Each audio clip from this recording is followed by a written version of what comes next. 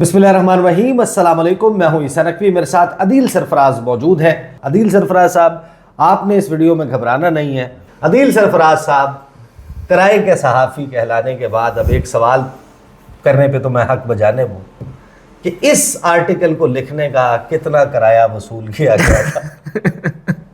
Sir मैं आपको सच्ची बात बताऊं ना, वो जो आप कह रहे हैं ना कि उनके करीब लोगों को दूर करने में बड़ा वो खासा रखते हैं, मैं उस बात से मुकम्मल इत्तेफाक करता हूं, लेकिन मैं कभी उनके करीब रहा नहीं हूं। मैं तो बस अपनी अंडरस्टैंडिंग के मुताबिक, अपने नज़रिए के मुताबिक मैं ये समझता था कि जनाब काजी साहब के साथ जो कुछ हो रहा है, मैं सदारती रेफरेंस की बात कर रहा हूँ, वो गलत हो रहा है। और उस ज़िमन में मैं ट्वीट भी किया करता था, आर्टिकल भी लिखने की कोशिश करता था। जहाँ तक ताल्लुक़ है काजी साहब का, जो गुज़िश्ता 2 दिन पहले उन्होंने जो हमें एक आप कह सकते हैं कि किराए के सहाफ़ी कहा है, पहले तो वो बात करते रहे हैं, पहली दफ़ा उन्होंने नहीं कहा, मीडिया पर वो हमेशा से बात कर रहे हैं। जब से चीफ जस्टिस बने, बिलखसूस 13 जनवरी के फैसले के बाद से उनको जब जब मौका मिलता है सोशल मीडिया वो अपना गुस्सा निकाल देते हैं। मगर हमें अफसोस इस बात का हुआ है कि कमरा अदालत में एक मुकदमे की समाअत चल रही है और वहाँ पर सिर्फ कोर्ट रिपोर्टर्स हैं। कोई आप कह सकते हैं जो सोशल मीडिया इन्फ्लुएंसर्स जो होते हैं, यूट्यूबर्स होते हैं जो सिर्फ यूट्यूब करते हैं, वो नहीं थे। सारे वो लोग थे जो बेशक यूट्यूब करते हैं मगर सुप्रीम कोर्ट के रिपोर्टर्स हैं, उनमें बड़े सीनियर जर्नलिस्ट भी थे। अब एक चीज़ मैं यहाँ पर आपको वाज़े कर दूँ, काजी साहब ने जो इस गुस्से का इजहार किया जब सहाफ़ी कमरा अदालत से उठकर चले गए, क्योंकि जो मरकज़ी मुलज़िमा तो नहीं, जो मेन आप कह सकती हैं रिस्पोंडेंट्स थी उन समीना मलिक साहिबा, जब वो कमरा अदालत से बाहर गई, हम सहाफ़ी क्यों कर बाहर गए? भाई बात यह है, काजी फ़ायज़ ईसा साहब आप भी इसी अदालत में बतौर एक पिटिशनर के पेश होते रहें। आप मुझे बता दें, जब आप पेश हुए हैं सदारती रेफरेंस के लिए कमरा अदालत नंबर 1 में, जब आप कमरा अदालत नंबर 1 से बाहर जाते थे, अभी समाअत चल रही होती तो क्या मीडिया अंदर बैठा रहता था या बाहर जाता था? भाई मीडिया ने खबर के पीछे जाना है। खबर क्यों थी समीना मलिक साहिबा? क्योंकि वो बीमार थी। बकौल मेडिकल सर्टिफिकेट के जो अदालत में पेश किया गया, उस मेडिकल सर्टिफिकेट में कहा गया कि वो बीमार हैं, वो नहीं आ सकती। आपने कहा कि एम्बुलेंस भेज देंगे, उनको बुलवाएं। आपने उनको बुलवाया, व्हील चेयर पर जिस हालत में वो हमने जो देखा, आप देखें दिल का हाल तो हम नहीं जानते वो ड्रामा कर रही हैं या वो हकीकत पर मबनी चीज़ है, लेकिन एक चीज़ नज़र आ रही है हमें सामने के खातून आई हैं, व्हील चेयर पर उनको लाया गया और उनकी तबीयत ख़राब ही हमें तो महसूस हुई है, हमें मालूम हुई है, क्योंकि उनको ला कर बिठाया भी वकला के साथ उस जगह पर गया था जहाँ पर सहाफ़ी भी बैठे होते हैं। तो हम उनके चेहरे के तासुरात को देख रहे थे, हमें तो ड्रामा कम से कम नहीं लगा।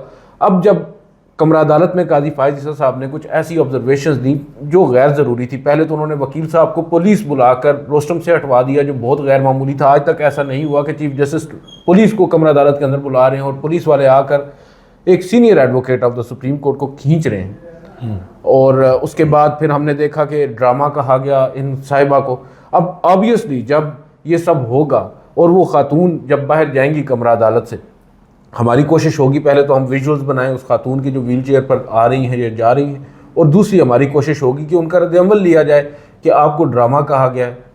एज जर्नलिस्ट हमारी ये ड्यूटी, हम सब कोर्ट रिपोर्टर्स जो हैं वो कोर्ट से बाहर आए और इस पे उन्हें गुस्सा आ गया। नहीं, ये तो देखें, अब जाहिर है कि वो जो रिमार्क्स हैं वो रिमार्क्स उस दिन के उस वाक़े की बिना के ऊपर तो नहीं हुए ना, उसकी तो एक लंबी हिस्ट्री है। बिल्कुल ऐसे ही आप लोग जो वीडियोस करते हैं, आप लोग जो बाहर आके जब बात करते हैं इस हवाले से, तो जाहिर है कि आप लोगों की एक्सपेक्टेशंस भी थी जिनका आप इजहार भी किया करते थे। मुझे याद है कि फिर उसके बाद एक वीडियो में आपने सुप्रीम कोर्ट के बाहर मेरे साथ ही खड़े थे, आपने कहा कि मैं तो हाथ जोड़ के माफ़ी मांगता हूँ कि हमारी राय बड़ी मुख्तलिफ होती थी, आज तब्दील हो गई है।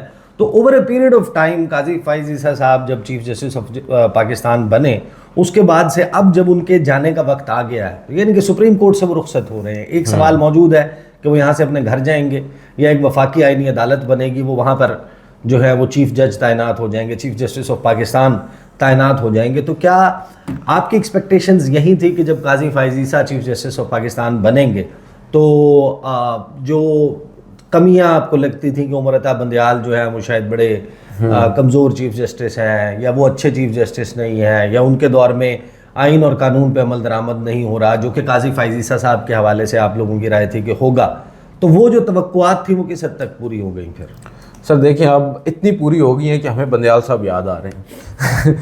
मैं आपको एक बात बताऊँ, हम लोग, आप हमें इल्ज़ाम ना दें, ہم تو چلیں محض رپورٹرز ہیں جو کمرہ عدالت میں کھڑے ہو کر رپورٹ کرتے ہیں. ہمیں ججز کے چیمبرز کے اندر ہونے والی گفتگو سے ہم نابلد ہوتے ہیں. ہمیں نہیں معلوم ہوتا نا کہ اندر کیا چل رہا ہے, ججز کے درمیان کیا گفتگو ہو رہی ہے. سورسز سے کبھی کبھار کوئی تھوڑی بہت انفارمیشن آ جائے وہ ہم شیئر کر دیتے ہیں, مگر وہ لوگ جو ان کے ساتھ بیٹھے ہیں نا, تو آپ ان سے بھی کچھ سوالات کر لیں.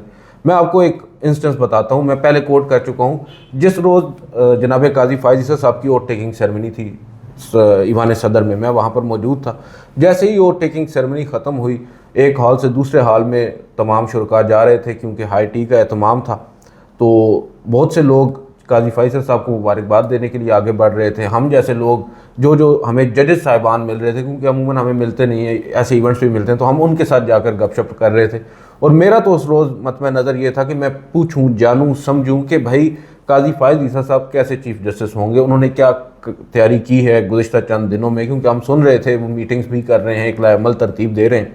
تو میری وہاں پر ایک فاضل جج صاحب سے بات ہوئی. اب میں ان کا نام نہیں لوں گا, لیکن وہ انہی 8 ججز میں ان کا بھی شمار ہوتا ہے جنہوں نے اکثریتی فیصلہ دیا ہے مخصوص نشستوں میں, اور غالباً وہ ان ججز میں سے ہیں جن کے اور قاضی فائز عیسیٰ صاحب کے درمیان وہ جو سوال جواب والا ایکسچینج ہے وہ مقدمے کی سماعت کے دوران سب سے زیادہ ہوا. ان ججز میں سے ایک جج ہیں بالکل جن کی آپ غالباً بات کر رہے ہیں کہ جو ہاٹ ایکسچینج ہو جاتا تھا, اکثر جواب اور پھر جواب الجواب شروع ہو جاتا تھا. بالکل. اب وہ جج صاحب, ان سے جب میری بات ہوئی تو میں نے ان سے صرف ایک سوال پوچھا. ویسے ہیلو آئے کے بعد میں نے کہا جسٹس منیب اختر اور جسٹس اعجاز الاحسن ان کے ساتھ کیا ہوگا, کیونکہ ہمیں تو یہ تھا نا کہ قاضی فائز صاحب کے ساتھ جو جسٹس اعجاز الاحسن اور جسٹس بندیال صاحب کر رہے تھے, ان کے سامنے کیسز نہیں لگ رہے تھے, تو ہمیں یہ خدشہ تھا کہ شاید اب ان کے ساتھ بھی یہی ہوگا جو قاضی صاحب کے ساتھ وہ کرتے تھے. تو اس پہ انہوں نے کہا کہ نام لے کر مجھے بلایا اور کہا کہ آپ کو ایک بات بتا دوں, آپ کو اندازہ نہیں ہے قاضی صاحب نے کتنی گریس کا مظاہرہ کیا ہے گزشتہ ایک ہفتے کے دوران, اور آپ دیکھیں گے کہ سپریم کورٹ آف پاکستان کے اب حالات بہتر ہوں گے, عدلیہ جو ہے وہ مضبوط ہوگی, اور جو انڈیپینڈنس آف جوڈیشری ہے اس کو باقاعدہ طور پر یقینی بنایا جائے گا. اچھا, ہم جیسے لوگ, ہم شروع سے ہی آپ کو پتہ ہے قاضی صاحب کے تو بڑے, اور یہ وہ جج ہیں جن کے ریمارک سے اب باقاعدہ یہ لگتا ہے کہ ان میں سے اپنی ان کی کہی ہوئی کسی بات پہ انہیں اب خود یقین نہیں ہے. اب میں وہی بات کر رہا ہوں نا کہ ہم صحافی تو چلے سر, ہم باہر بیٹھ کر بات کرتے ہیں, ایک اوپینین ہم لوگ فارم کرتے ہیں, مگر جو لوگ ان کے ساتھ اٹھتے بیٹھتے ہیں جب ان کو بھی نہیں سمجھ آئی تو ہم سے کیا پھر شکوہ سر. صحیح, لیکن آپ بنیادی طور کے اوپر آپ یہ آؤٹ کمز نہیں سمجھتے تھے. مجھے یاد ہے آپ کی پریڈکشنز بھی, حسنات ملک اور باقی لوگ بھی, وہ 13 جنوری کا فیصلہ خاص طور پر یہ سارے لوگ یہ بات کر رہے تھے کہ یہ نہیں ہوگا جو ہوا ایونچولی. میں بالکل آپ کے پروگرام میں ABN پہ آپ کے پروگرام میں بیٹھے ہوئے تھے, آپ نے مجھ سے پوچھا تھا فیصلہ, بشارت راجہ صاحب کی پیش گوئی بالکل درست ثابت ہوئی جو اس پروگرام میں انہوں نے کی تھی. آپ نے مجھ سے پوچھا کہ بلے کا نشان ملے گا یا نہیں, تو میں نے کہا کہ ہر صورت میں ملے گا, یہ کوشچن ہی نہیں ہے کہ نہیں ملے گا. اور میں اتنے کانفیڈنس کے ساتھ بول رہا تھا کہ دوسرے دن پھر آپ نے جب بلایا تو میرا کانفیڈنس اتنا شٹر ہو چکا تھا میں جا بھی نہیں سکا. صحیح, تو ہاں صحیح. تو یہ صورتحال ہے. ظاہر ہے کہ صحافی جو ہیں وہ رپورٹ کرتے ہیں, اور اگر آج آپ یہ آرٹیکل پڑھیں جو آج میں نے دوبارہ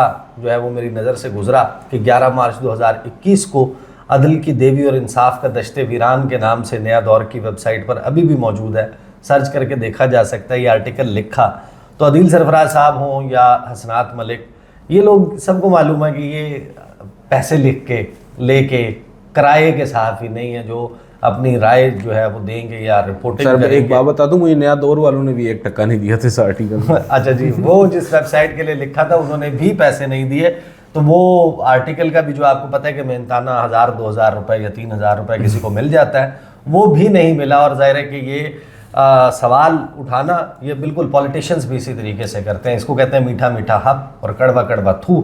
کل کو جو آج جو تعریف کرنے والے ہیں وہ ڈیفرنٹ رینک میں کھڑے ہوئے نظر آتے ہیں, جو تنقید کر دیتے ہیں تو پھر ان کے خلاف اس قسم کے ریمارکس, یہ بھی ایک انپریسیڈنٹڈ چیز ہے. اس کو بھی ہم نے ماضی میں کبھی نہیں دیکھا. حالانکہ عمرتا بندیال جو ہیں ان کے حوالے سے, دیگر جج صاحبان کے حوالے سے یہی صحافی ہوتے تھے. ان کی ویڈیوز, ان کے ریمارکس کبھی کبھی اس سے بہت زیادہ سخت ہوتے تھے, لیکن وہاں پر ایک ٹرم یوز کی جاتی تھی, یہ کہا جاتا تھا کہ جوڈیشل ریسٹرینٹ, عدالتی تحمل کا مظاہرہ کیا جا رہا ہے, جو فی الوقت اس طریقے سے عدالتی تحمل نظر نہیں آتا اب تک کے لیے. ہم ایک ویڈیو میں نا وہ تمام آرٹیکلز بھی سامنے رکھ دیں گے, آرٹیکلز نہیں پڑھیں گے, کم از کم وہ آرٹیکلز رکھ دیں گے جو ثاقب نثار صاحب کے دور میں ہم نے لکھے ہیں, یا خوسا صاحب کے دور میں یا ایون بندیال صاحب کے دور میں. مندیال صاحب کے دور میں یہ بھی یقیناً کریں گے. اب تک کے لیے اتنا ہی. مجھے اور دل سرفراز کو اجازت دیجیے. اللہ حافظ.